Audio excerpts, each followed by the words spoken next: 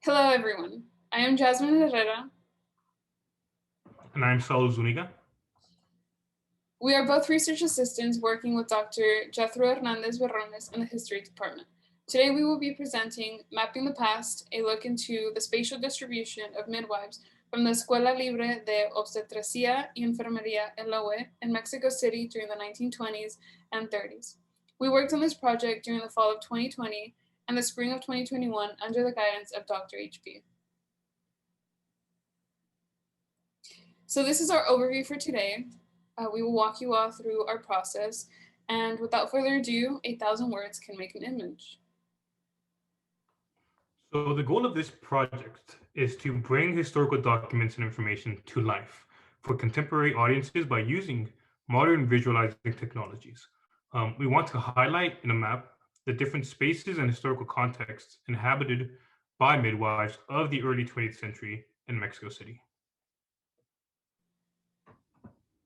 Sweet. So a little bit of socio-historical context. In the early 20th century in Mexico City, professional medicine was perceived as an urban practice. Individual or small groups of doctors invested in establishing free schools to offer professional medical training to students who could not attend public medical schools because of cost or working schedules.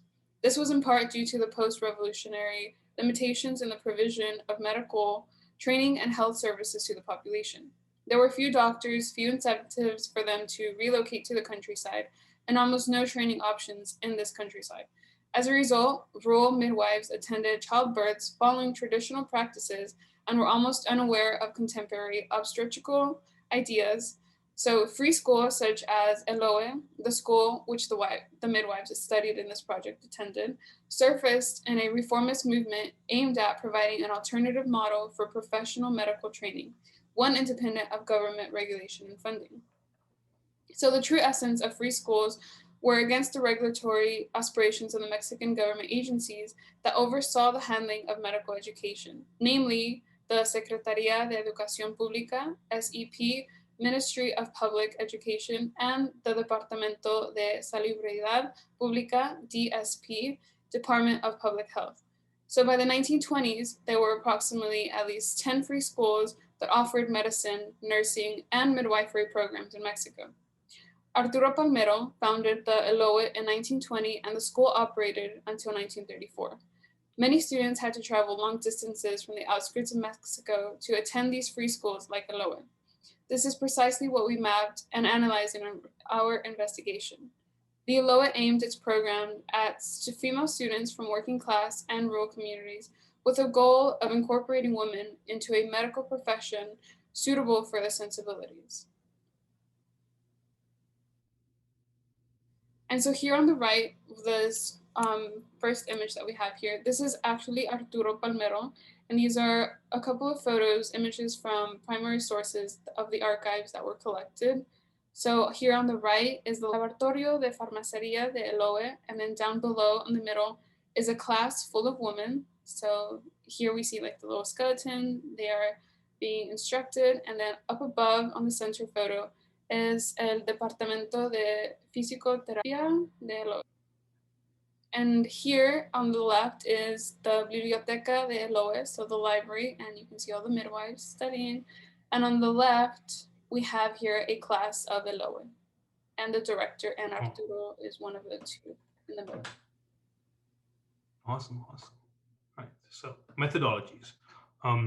Methodology 1 was preliminary research. So Dr. HB gathered the academic files of midwives who attended the Eloe school in the 1920s and 30s from the collection in the SCP, located at the Archivo General de la Nación in Mexico City. Previous research assistants organized photographs of the documents contained in these files using Tropy, a digital platform specially designed for historians to organize images taken in archives. Savannah Reeves, a student, Savannah Reeves, then transcribed them for text recognition. In collaboration, Savannah and I organized this information in spreadsheets for use in other projects, such as the creation of digital maps. Here, Savannah will present this work in another presentation at the Research and Creative Works Symposium, so if interested, search for her. And then this is just a screenshot from Tropy. And here we see one of the primary documents, primary source documents that Dr. HB took a picture of. And on the left, we see information of the document that were written down and compiled and organized, such as the dates, who sent it, who received it, um, the location and of the archive, and all these, and also just the title. And then at the very bottom left, we see notes, and that is where Savannah transcribed the contents of these documents. So very interesting indeed. And methodology 2. So using 1917 and 1930 historical maps of Mexico City, we cross-referenced midwives' historical addresses with Google Maps to find the geographical coordinates of the midwives. So the historical addresses were searched on Google Maps, and once found, we confirmed that the location corresponded to the one in historical maps um, via the cross-referencing that we're about to show. So once confirmed as the same location, their longitude and latitudes were collected via Google Maps. And it may sound a bit simple.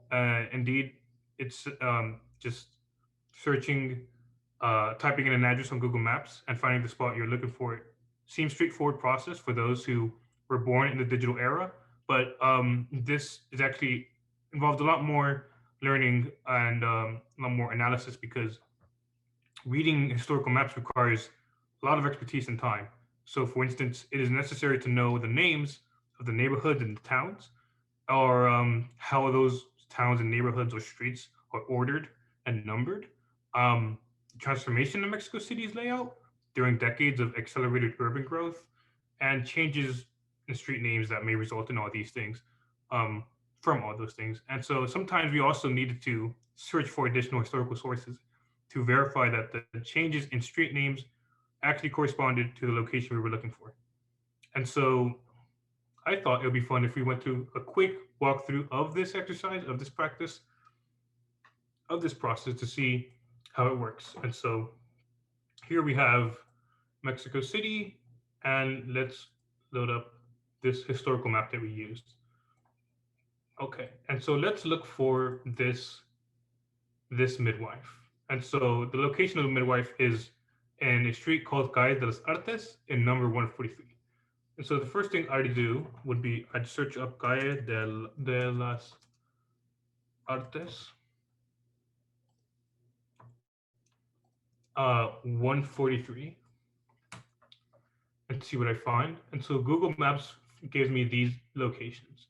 Now, I already know that these three are too far away. They're not even in Mexico City, basically. And so I can already exclude them from from the address I'm looking for. And then I can, even the one that's basically in Mexico City, but on the outskirts still, I can also exclude that, because at this point during this time, I know that even that, again, there was urbanization happening at an accelerated rate, but it was not so much so that this northern side of Mexico City was already established and like already had street names and all that.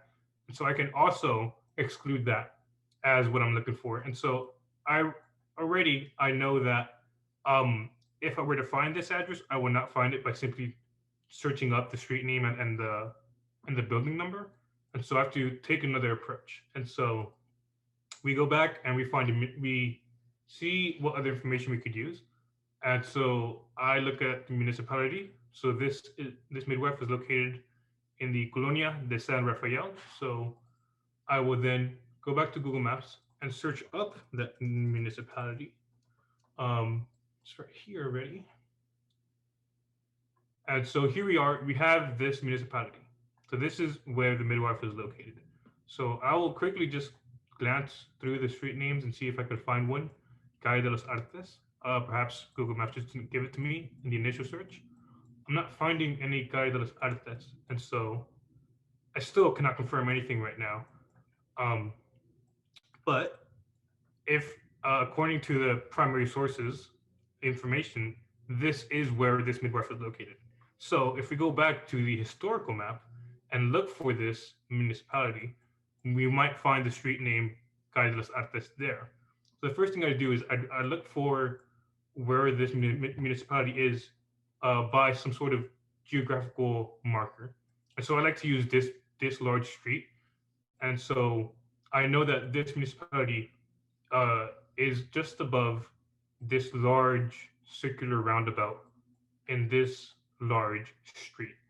And it's um, just above that and above this little angle and just these streets.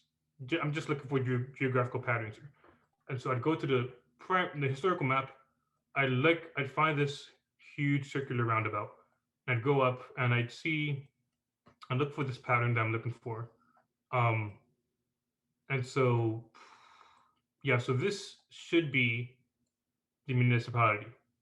And immediately I see right here, Calle de las Artes. And so I know that this is the street that this midwife was located in, because this is the right municipality and this is the street name. Um, so again, like I'm looking for the exact coordinates of the address. And so what I do is I look for that street, which it's this one, because I can again confirm based off just a geographical pattern. Street here, and street here, Artes, and also just similar vertical patterns. And so I know that's this street. And so what I do now is, well, if I know that's the exact same street, and I know that this is where the midwife was located in, I'd simply search up the street name and then search for the same building number, but now with this street name. And so then it would give me the address for the building number 143 on this street. And so then I would know that this is where the midwife was located in. I'd right click it and I'd find the longitude and latitudinal coordinates, and I'd simply put them down onto our research Google Sheets. And so that is just one example of this process of finding geographical coordinates.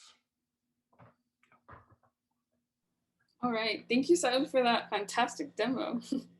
All right, so now I will walk you all through the process of how we created the geospatial distribution map of the midwives' home addresses using this contextualized historical data. So I first began by inputting this latitude and longitude coordinates to identify them and label them on the ArcGIS base map.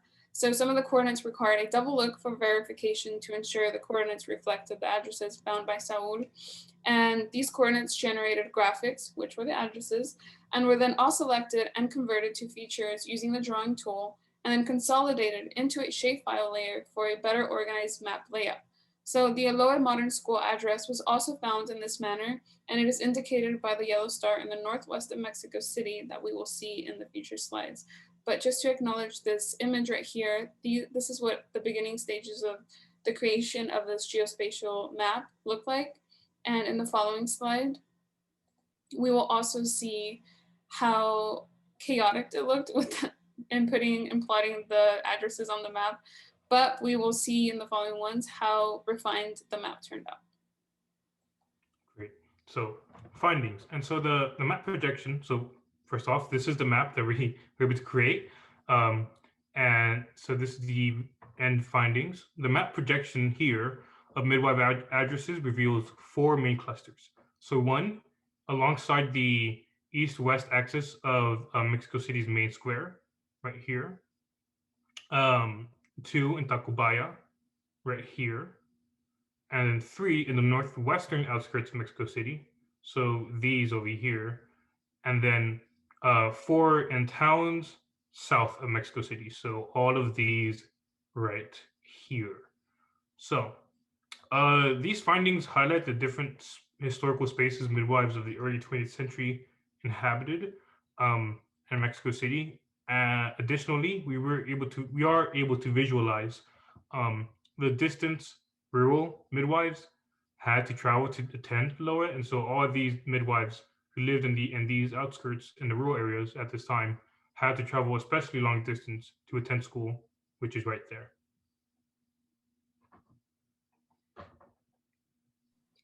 Great, so future works. So in the future, we hope to use the map to correlate midwives' location in Mexico City with information about socioeconomic status, migration patterns, access to transportation, and other variables. So we are currently embarking on this by georeferencing the 1917 and 1930 historical maps, and in the following slides, you all will see this process unfold.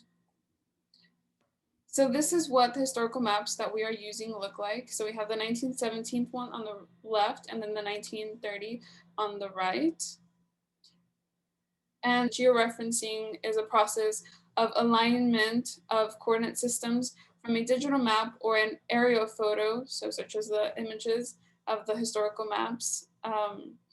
So here, the maps that are in the forms of JPEGs and TIFFs are inputted with a coordinate system using ArcMap GIS. In essence, with this technique, we can visualize the city's expansion over time by creating maps as layers, introducing a compare and contrast between the evolution of the city in 1917 and 1930 to the present day. So today's urban neighborhoods are yesterday's colonias or villages, so hence the importance behind the impact of urban sprawl that came and comes with industrial development and expansion, that of which we can see through georeferencing. So by bringing historical documents to life, using ArcGIS, we were able to reach a greater audience to highlight the historical context and space midwives of the early 20th century inhabited in Mexico City. We were able to make sense of the addresses on the maps by navigating the language of the maps, historical and modern, unraveling the essence of historical learning. Thank you all for listening, and we open the panel for any questions.